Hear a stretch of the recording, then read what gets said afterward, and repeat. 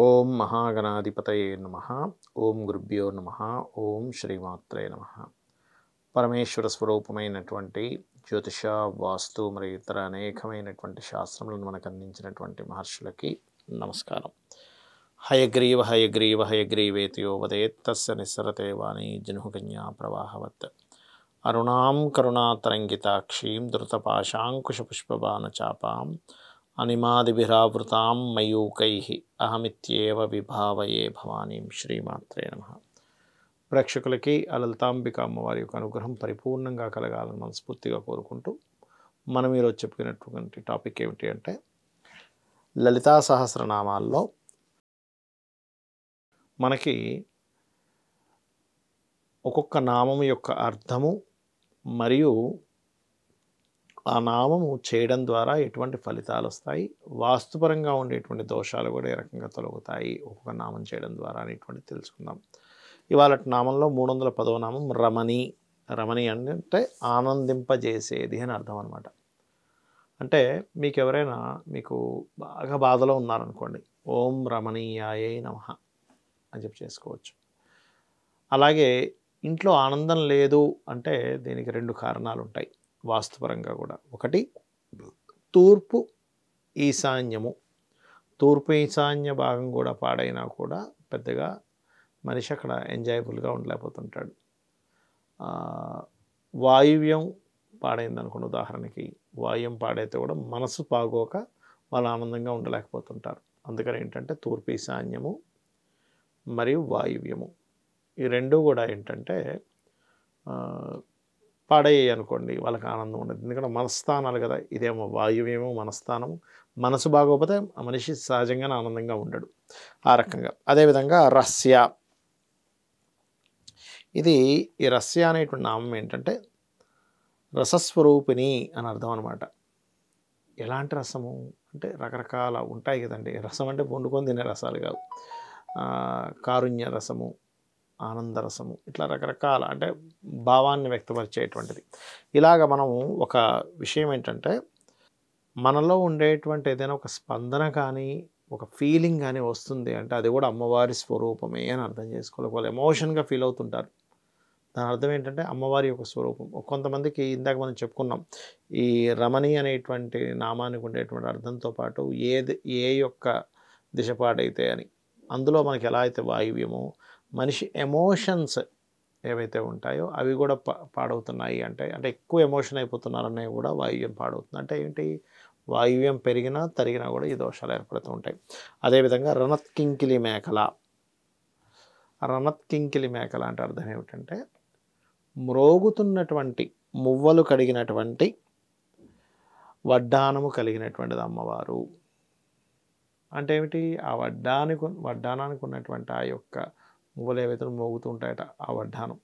ఈ రణత్కింకిలి మేకల అనేటువంటి నామస్మరణ కనుక చేసుకున్నట్లయితే ఎవరైనా సరే వాళ్ళ జీవితంలో చూడండి, నా లైఫ్ ఆగిపోయిందండి అంటూ ఉంటారు. ఆగిపోయింది, ముందుకు కదలట్లేదు, అసలు ఏంటో చప్పగా ఉంది అనుకునేటువంటి వారు ఓం రణత్కింకిలి మేకలాయై నమః అని అనుకుంటూ మధురంగా మ్రోగించేటువంటి కింకినీలు అంటే ఎంతో ఆ సౌండ్ కూడా ఎంత బాగుంటుందంటే అద్భుతంగా ఉంటుందట అసలు. అలా అద్భుతంగా ఉండేటువంటి చిరుగజ్జలు కలిగిన మేకల వడ్డానము కలది శ్రీదేవి అని అర్థం. అంటే చక్కటి శబ్దం వస్తున్నటువంటి చిరుగజ్జలు కలిగినటువంటి వడ్డానం కలిగినటువంటి అమ్మవారిని ఎవరైతే తలుచుకుంటారో వాళ్ళ లైఫ్ చాలా అద్భుతంగా ఉంటుంది. అంటే నిత్యం ఏదో ఒక గొడవలు అవుతున్నాయి, లేకపోతే నిత్యం ఏదో ఒక ఇబ్బంది పడుతున్నాము, అలాంటప్పుడు ఈ నామం అద్భుతంగా పనిచేస్తుంది. అదేవిధంగా రమ రాకేందు వదన అనేటువంటి నామం. రమ వేరు, రాకేందు వదన వేరు. రమ అంటే అర్థం ఏమిటి అని చెప్పి చూసుకున్నట్లయితే ఆనందించేది, ఆనందింపజేసేది అని అర్థం అనమాట. ఎవరికైనా సరే ఆనందం లేకపోయినా ఓం రమాయై నమః ఖచ్చితంగా ఆనందం వస్తుందండి. ఆనందం అనేటువంటిది ఎప్పుడు వస్తుంది అంటే జ్ఞానము ఉన్నప్పుడు ఆనందం వస్తుంది, సంతృప్తి ఉన్నప్పుడు ఆనందం వస్తుంది. ఒక సాటిస్ఫాక్షన్ లెవెల్స్ వాళ్ళకి అసలు సాటిస్ఫాక్షనే లేదనుకోండి లైఫ్లో, ఎన్ని డబ్బులు వచ్చినా, ఎన్ని బిల్డింగ్లు ఉన్నా, ఎంత పేరు ప్రఖ్యాతలు వచ్చినా, ఎంతమంది చుట్టూ ఉన్న వాళ్ళని మిమ్మల్ని పొగుడుతున్నా ఇన్ సెన్స్ మిమ్మల్ని గుర్తిస్తున్నా, కొంతమంది చూడండి ఎంత గుర్తిస్తున్నా ఇంకా గుర్తించట్లేదు అంటూ ఉంటారు. అలా మీకు సాటిస్ఫాక్షన్ అనేటువంటిది లేదు అంటే ఆనందం ఉండదు. సాటిస్ఫాక్షన్‌తో కలిసి ఉంటుంది ఆనందం అనేటువంటిది. అంటే ఎంతో కొంత సాటిస్ఫాక్షన్ ఉన్న దాంట్లో సాటిస్ఫాక్షన్ అవ్వగలగాలి. ఉన్న దాంట్లో ఉన్నట్టుగా సాటిస్ఫాక్షన్ అవుతే అదే ఆనందము. ఉన్నదాంతో మనం సాటిస్ఫైగా లేము అంటే వాళ్ళకి ఆనందం అనేటువంటిది అసలు ఉండదు. గుర్తుపెట్టుకోండి. సో, దీనికి నామం ఏమిటి అంటే ఓం రమాయై నమః. చక్కగా ఆనందం అనేటువంటిది ఇస్తుంది. అంటే ఆనందింపజేసేది, ఆనందంగా ఉండేది అని అర్థం అనమాట. అదేవిధంగా రాకేందు వదన. రాకేందు వదన అంటే పున్నమి నాటి చంద్రుడు ఎలా ఉంటాడో మంచి అద్భుతంగా వెలిగిపోతుంటాడు కదా! అలాంటి వదనము కలిగినటువంటిది అమ్మవారు అని అర్థం. రాకేందు వదన అంటే. రాక ఇందు వదన. రాకేందు వదన అంటే రాక అంటే పున్నమి. తిథి అండలి. ఇందు అంటే చంద్రుడు. వదనం అంటే ముఖం కలది. రాక అంటే పున్నమి పేరు. వదనం కలిగినటువంటిది. అంటే పున్నమి నాటి చంద్రుడు లాంటి వదనం కలిగిన. మరి ఈ నామాన్ని గనక ఎవరైనా ఓం వ్రాకేందు వదనాయై నమః అనేటువంటి నామస్మరణ చేస్తున్నారనుకోండి, మెంటల్‌గా కొన్ని ప్రాబ్లమ్స్ ఉంటాయి చూసారా, కొంతమందికి మానసిక ఇబ్బంది ఉందండి అంటుంటారు. అలాంటి వారికి ఓం రాకేందు వదనాయై నమః, ఓం రాకేందు వదనాయై నమః చేసుకొని మొట్టమొదటిగా మానసిక స్ట్రెస్‌లు తగ్గుతాయి. రెండవది కొంతమంది చూడండి ఏదో తెలియని ఫీల్ అవుతుంటారు. వాళ్ళ ఫేస్ బానే ఉంటుంది. కానీ ఏదో తెలియని ఒక డిప్రెషన్‌లోకి వెళ్ళిపోతారు. అంటే ఎలాగా నా ఫేస్ బాలేదు. నా ఫేస్‌లో ఏదో ఇదిగా ఉంది అని మాటి మాటికి అద్దం చూసుకోవడం. అయ్యో! పింపుల్స్ వచ్చేస్తున్నాయి అనుకోవడము. ఏదో తెలియని భయంతో మాస్క్ మొత్తం కప్పేసుకోవడము.